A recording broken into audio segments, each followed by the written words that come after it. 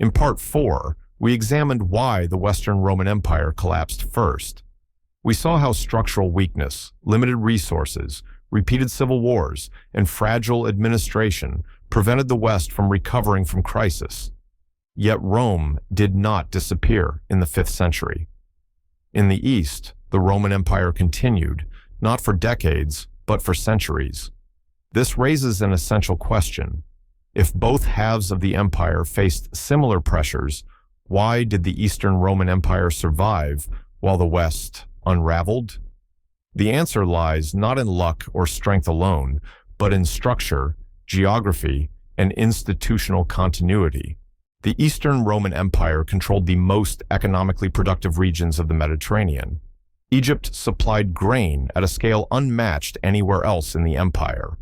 Asia Minor contained dense urban networks and stable agricultural zones. The eastern provinces generated consistent tax revenue even during periods of instability. This gave the eastern states something the West increasingly lacked: financial resilience. When crises occurred, the East could absorb losses without collapsing.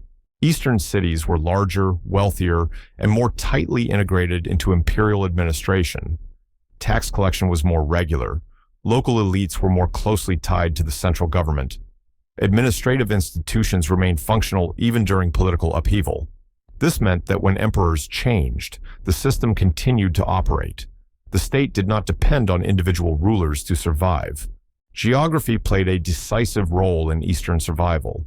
The Eastern Empire had shorter, more defensible frontiers. Natural barriers, mountains, deserts, and seas reduced the number of vulnerable entry points. This allowed the East to concentrate defense efficiently rather than dispersing resources across vast, exposed borders. Constantinople itself was uniquely positioned. It was protected by water on 3 sides. It was supplied by sea, and it was fortified at a scale no Western city could match. This meant the capital could withstand pressure without immediate collapse. As long as Constantinople held, the Eastern Roman state could continue to function. After the reforms discussed earlier in the series, the Eastern Army was deployed more conservatively. Field armies were preserved as strategic reserves.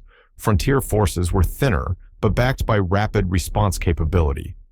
Command structures were more stable over time.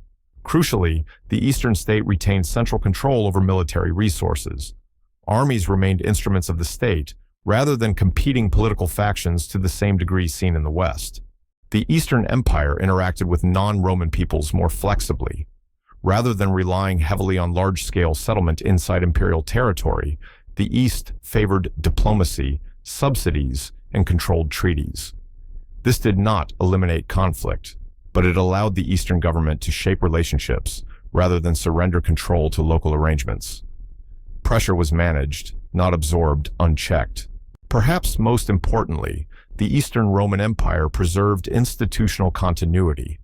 There was no prolonged collapse of taxation, no permanent fragmentation of authority, no abandonment of core provinces. Even during military defeats or political crises, the Eastern state retained the ability to raise revenue, move armies, and negotiate from a position of authority. This continuity prevented temporary crises from becoming irreversible collapse. Survival does not mean the Eastern Empire was untouched by crisis.